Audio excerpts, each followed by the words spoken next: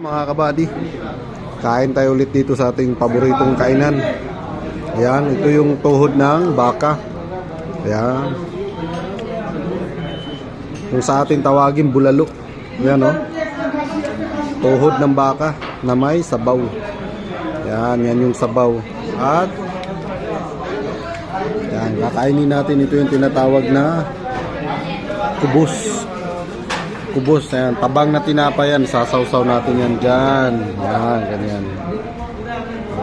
Mamaya na yung laman. At yan naman yung ano. Yan yung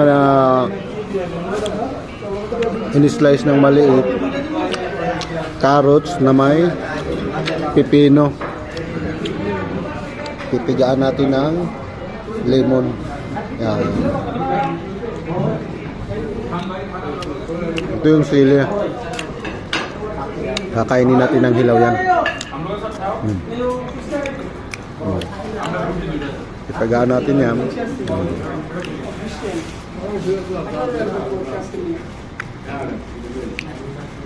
So, yan lang yung dessert natin. At ito talagang pinaka main dyan. Napakasarap oh. Ayan oh. Oh. Diba? Tuhod ng baka yan. Ayan oh. Ang sarap. Tapos napakainit na tinapay. Mainit to, mainit. So, ganun lang ang pagkain yan dito. Sausaw. Pag kunti na yung sabaw, kakainin na natin yung laman. Yan. So, ang sarap.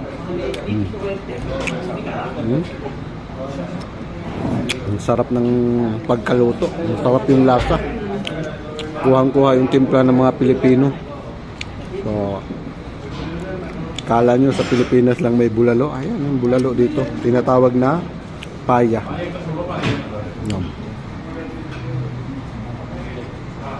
Parisa ng mainit na tinapay. Shout out sa mga nakaka-relate nitong pagkain dito. Sarap.